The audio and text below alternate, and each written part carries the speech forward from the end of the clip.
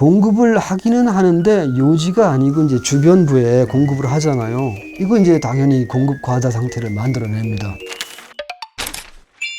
누구나 내 집 마련하는 그날까지 서계열의 집터뷰. 오늘은 이상현 명지대 건축대학 교수님 모셨습니다. 안녕하십니까? 안녕하십니까?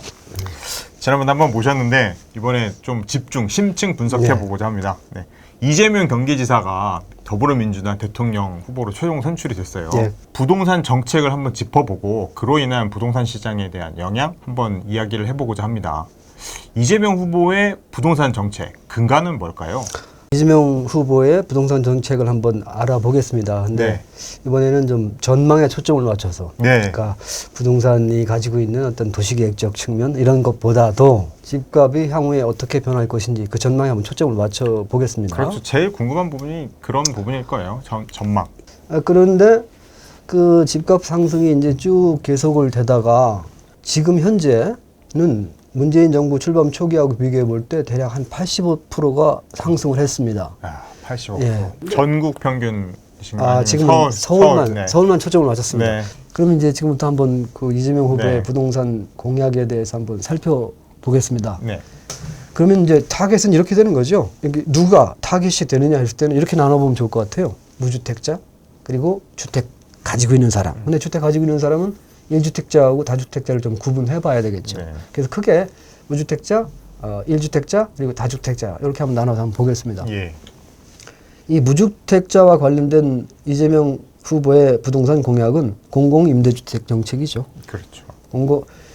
전체적으로 볼 때 약 250만 호를 추가 공급하겠다고 했습니다. 이거 대단히 큰 규모죠. 우리나라 역사상 노태우 정부 때 시도됐던 200만 호. 그 당시에 우리가 200만 호의 얘기를 들었을 때 200만 호가 가능할까? 이렇게 놀랐었습니다. 그리고 사실 실제로 그 정책이 끝날 무렵에 200만 원을 채우진 못했죠. 근데 채우진 못했지만은 보다 부동산 가격을 진정시키는 데는 효과가 있었기 때문에 굳이 채울 필요는 없었죠. 어찌됐든 우리가 이제 역사상 경험해봤던 것 중에서 가장 큰 수치가 200만 호였었는데 그거를 50만 원을 뛰어넘는 250만. 더 센 공급. 그래서 더 센 거죠.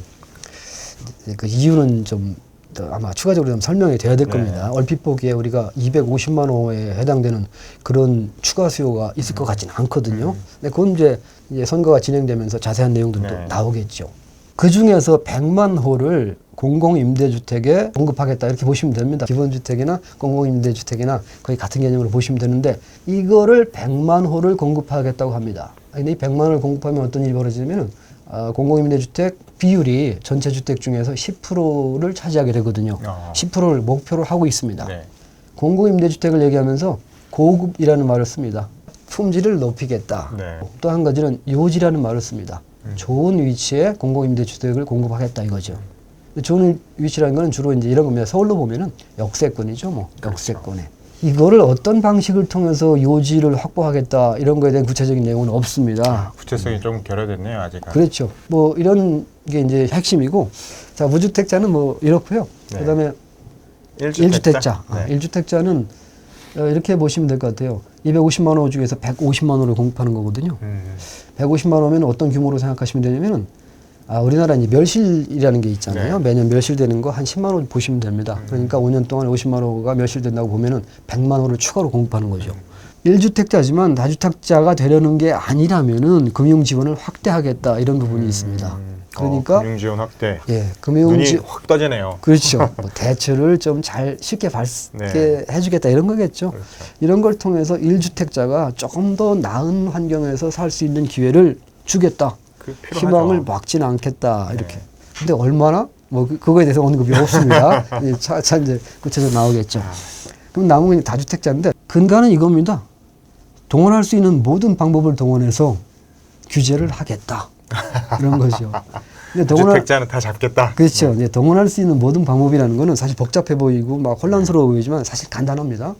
세금, 대출, 그리고 법적 규제 이걸 가지고 잡아보겠다 이런 겁니다.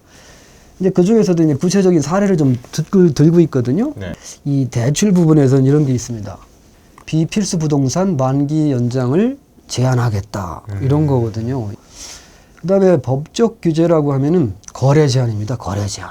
그다음에 그 세금 관련 정책에서는 이제 눈에 띄는 게 바로 국토보유세죠. 근데 국토보유세를 여기서 거론할 이유는 뭐냐면은 국토보유세가 집값에 미치는 영향 자체는 별로 크다고 볼 수 없어요. 그런데 이게 뭐냐면 소위 토지 공개념을 대표하는 상징적인 거예요. 지금 이제 아무래도 이재명 후보 쪽의 부동산 공약은 토지 공개념에 이제 비중을 많이 두고 있거든요. 그랬을 때 그 토지 공개념을 한번 추구해 보겠다라는 것을 가장 상징적으로 잘 보여주는 게 국토보유세다. 이렇게 보고 있습니다. 그렇네요. 이제 이재명 후보의 부동산 정책을 쭉 정리를 해주셨는데요. 그렇다면 이 부동산 정책, 부동산 공약의 실현 가능성과 그 효과는 어떻게 될까요? 공약의 실현 가능성을 평가할 때 가장 중요한 건 역시 재원이죠. 그렇죠.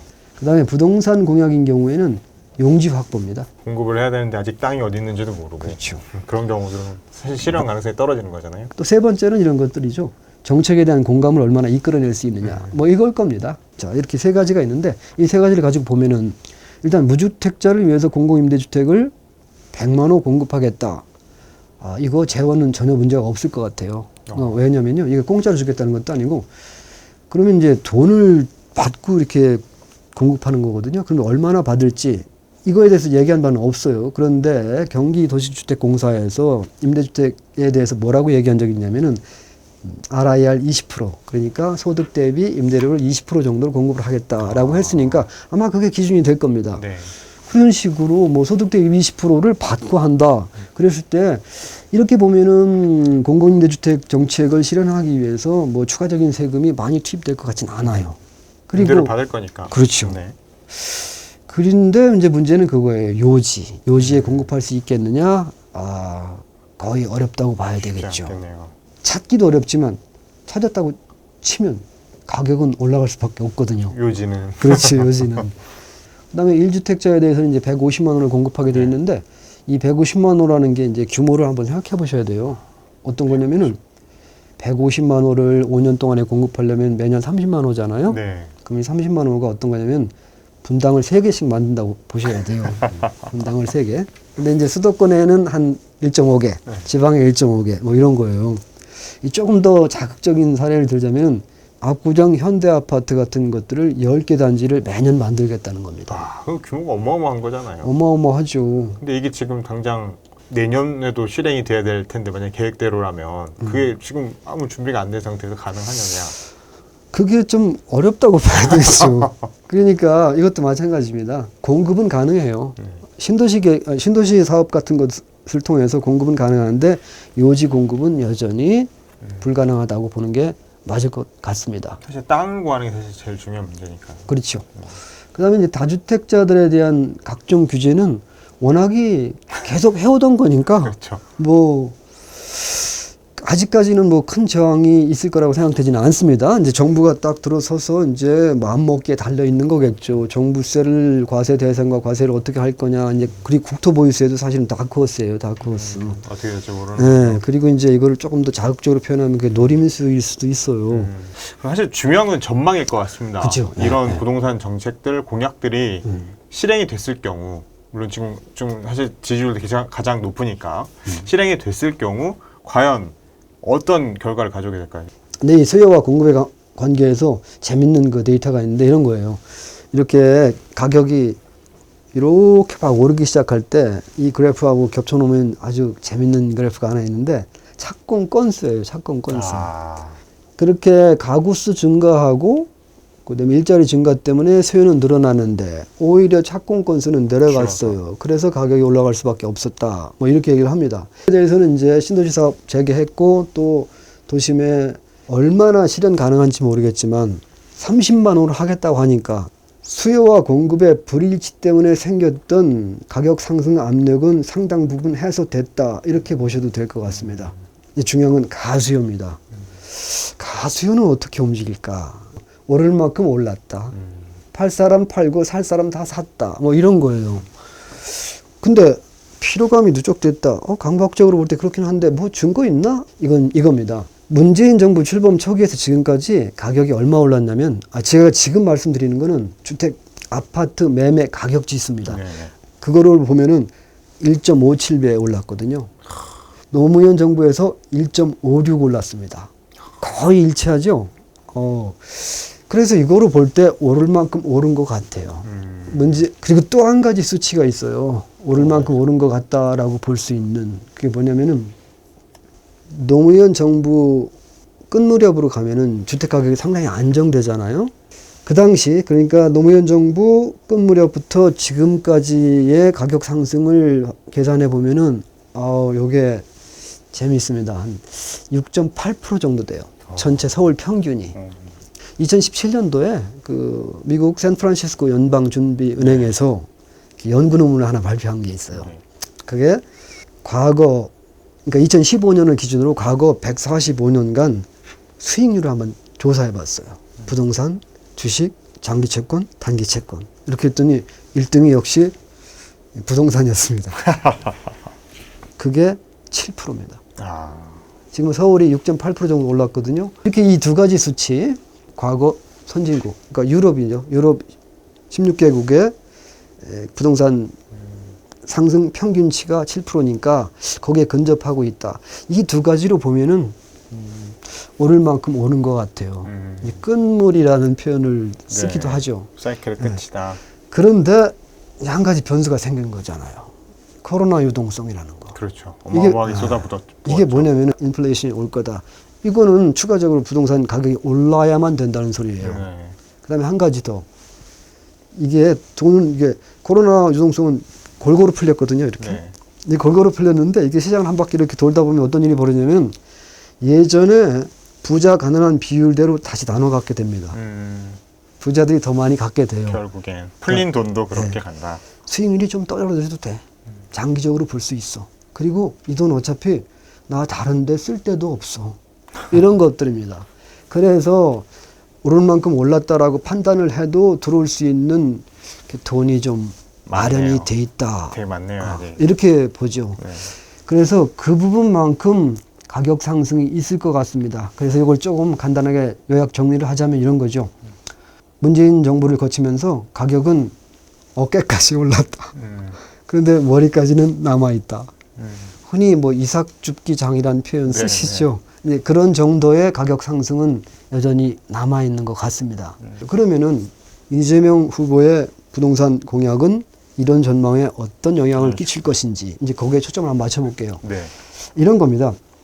공급을 하기는 하는데 요지가 아니고 이제 주변부에 공급을 하잖아요. 이거 이제 당연히 공급 과다 상태를 만들어냅니다. 그러면 이게 무슨 얘기냐면은 소위 중저가 물건에 대해서는 대체재 경쟁자들이 많이 생긴 거예요. 하지만 이렇게 좀 높은 가격의 건물들은 여전히 대체재나 경쟁자가 등장을 안 하는 거죠. 부동산 공약에 따르면. 그러면 어떤 일이 벌어지냐면 그냥 사실을 보고 그러니까 그걸 분석해 보면 이런 결론이 나온다는 얘기입니다. 그러면은 중저가 가격의 주택은 하락할 수도 있다라는 것이죠. 그렇네요. 향후에 공급이 본격화되면. 근데 반면에 소위 흔히 말하는 도심 요지는 여전히 가격 상승이 어느 정도는 지속될 거다라는 겁니다. 약간 양극화, 시장의 양극화가 이루어질 수도 있겠다고 봐야 되겠네요. 뭐 그렇게 볼 수 있죠. 그런데 이제 그러면 이때 이제 그 이재명 후보가 이제 뭐 당선이 돼서 어떤 규제책이 계속 작동한다고 보면은 그런 상승 여력으로 인한 가격 상승을 제압할 수 있을까? 뭐 이렇게 판단을 해봐야 될 텐데 여기서 이런 말씀을 드릴 수 있을 것 같으네요. 그런 판단 할 필요가 없을 것 같아요. 왜요? 그 전에 끝물장이 끝날 것 같거든요. 이재명 정부가 들어서서 본격적으로 부동산 대책을 시행할 시점이면은 이미 남아있는 상승 여력이 소진됐을 겁니다. 이제 이 끝물장이 끝나고 나면 또다시 대략 한 10년 정도의 보합세장이 유지가 되겠죠. 한 10년 동안에. 지금 뭐 거의 정점에 도달했다, 거의 가까이 왔다라고 보시는 거예요? 그렇게 보는 겁니다. 그리고 나서 한 10년 후에 다시 한번 또 주택 가격 상승이 있을 겁니다. 근데 저는 이제 이렇게 생각해요. 그게 아마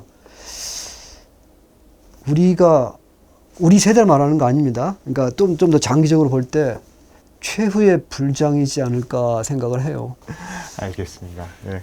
오늘 이상한 교수님 모시고 이재명 후보의 부동산 정책에 대해서 한번 집중적으로 분석해 봤습니다. 오늘 말씀 감사합니다.